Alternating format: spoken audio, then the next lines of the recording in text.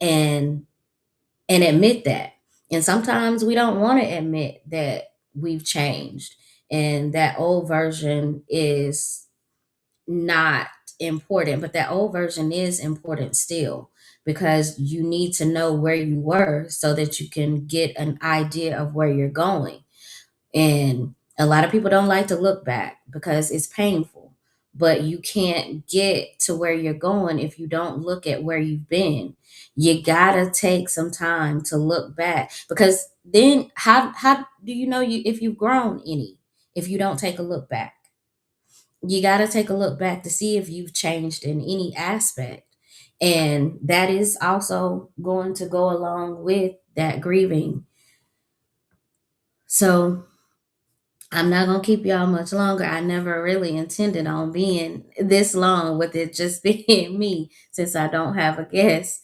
But no, we're not alone in this. And as long as I'm able to be in a place to where people can call on me, I will always answer my phone. I will always respond to a text. I will always respond to an inbox, because there was a time when I wanted somebody to pick up the phone for me, and I didn't always have that. And so, if I'm able to do that for someone else, I want to be able to do that. And so, as I prepare to close, I want to leave you with these three questions. And you can inbox me your answers if we have time for you to answer them in the chat. Please do. But if not, just email me or inbox me your answers. Um, and you can email me at believing the journey podcast at gmail.com.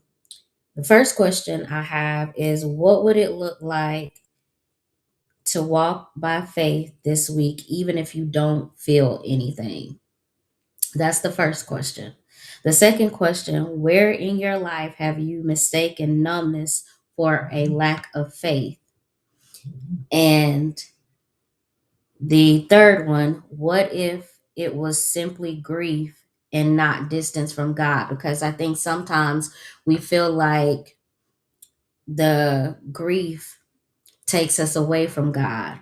Our God isn't in the presence of us when we're grieving, but God is with us while we're grieving, through the beginning, from the beginning to our own end. God is still with us through this whole process. And we have to know that He is not going to leave us unless we don't allow Him in. That's the only time God is not in our lives, if we decide to close the door on Him. Because God will knock, but He will never enter your life unless you allow Him to. So He's been at my door and by my side and keeping me covered and extended me so much grace throughout my life, that I am grateful that He continues to walk with me and bless me in so many ways. And I am glad to be a vessel of His.